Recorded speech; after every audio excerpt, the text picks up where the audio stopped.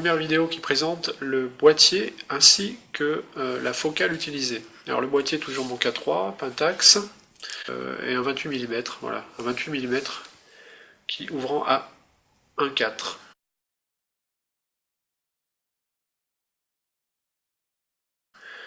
Donc le lieu de la photo c'était donc la place de la Concorde, côté nord pour être précis.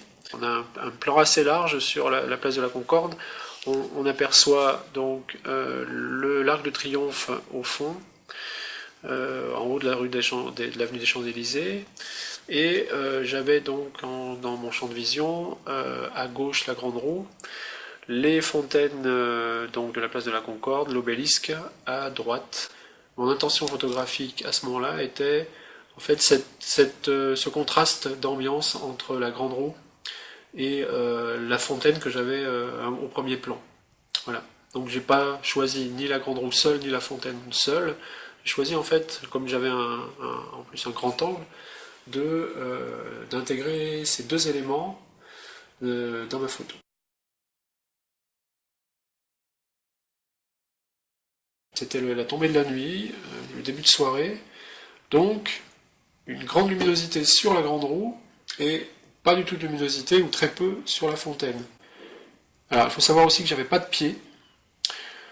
Donc un petit rappel sur l'utilité du pied, hein, c'est le trépied hein, ou le monopode évite un flou de bouger en conditions de basse lumière.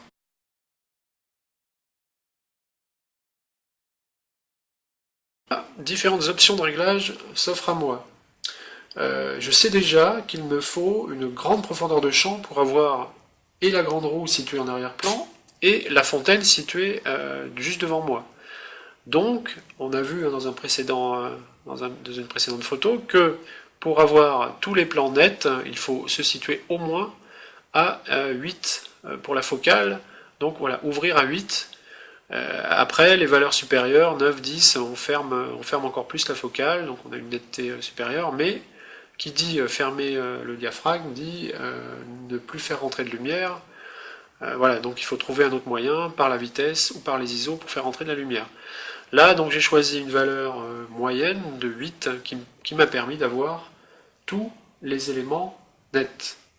Alors comme d'habitude, la plupart de mes photos, je les prends en position priorité ouverture, donc le AV ici. Donc pour faire la démo, hein, je vous montre en manuel parce que je ne suis pas dans les conditions réelles de la photo, forcément. Donc voilà, j'étais en priorité ouverture.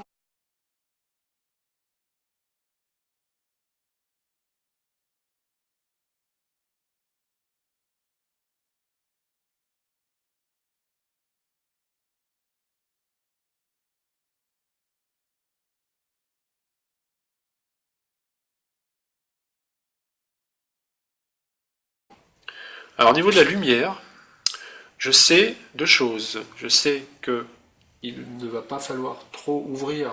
J'ai ouvert déjà à 8, hein, mais pas trop ouvrir au risque de cramer la Grande Roue, c'est-à-dire de faire rentrer trop de lumière et que la Grande Roue soit cramée, hein, c'est-à-dire qu'il n'y ait que des blancs irrécupérables. L'autre objectif, c'est d'éclairer suffisamment la fontaine. Et comme j'ai pas de pied, il va falloir trouver un compromis.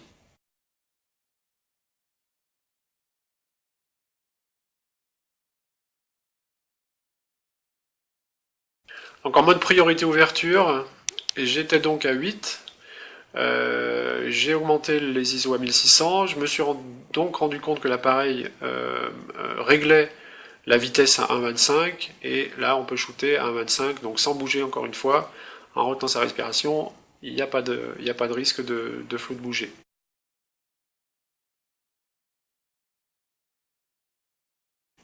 Donc là, je vous ai expliqué tout à l'heure, hein, mais plus 1600 évité.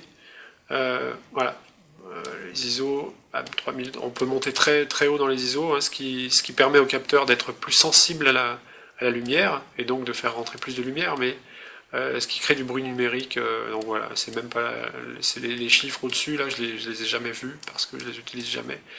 Ça créerait trop de bruit numérique. Donc moi je reste plutôt à 200, 400, 800. Là c'était 1600, bon, mais Voilà, j'aurais préféré être à 800, sachant que le bruit numérique jusqu'à 1600 peut être traité convenablement maintenant par les dernières versions de Lightroom, et les derniers capteurs aussi gèrent très bien commencent à gérer très bien le bruit numérique, hein, à des valeurs supérieures à 1600, donc il n'y a pas de souci. Je reviens aussi à ma focale, hein, quand vous voulez un plan large, eh ben, utilisez une focale. Alors moi j'ai une focale fixe, c'est-à-dire une focale fixe, hein, je rappelle qu'on ne peut pas zoomer.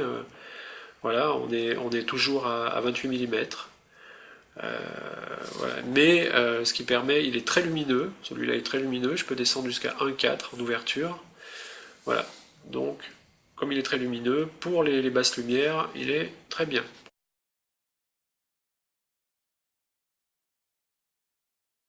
Un petit rappel aussi sur les formats. Donc l'appareil photo est réglé, hein, par défaut en général sur les formats JPEG. Donc il va vous créer des formats JPEG, mais quand vous êtes comme ça en une photo difficile avec une lumière difficile, ben moi je vous conseille le format RAW. Alors ça fera des fichiers plus lourds, mais au traitement vous pourrez récupérer plus de détails, et vous pourrez bénéficier aussi de d'une plage dynamique plus large, qui permet de traiter les hautes et les très hautes et les très basses lumières en récupérant des détails qui auraient été perdus sur un fichier JPEG. Donc voilà, je vous conseille de régler ici, de vous régler en RAW. Alors moi je suis en RAW sur pratiquement toutes mes photos. Euh, voilà, alors qui dit RAW dit un logiciel qui sache traiter ces fichiers-là en post-traitement. Lightroom, Photoshop le font très bien.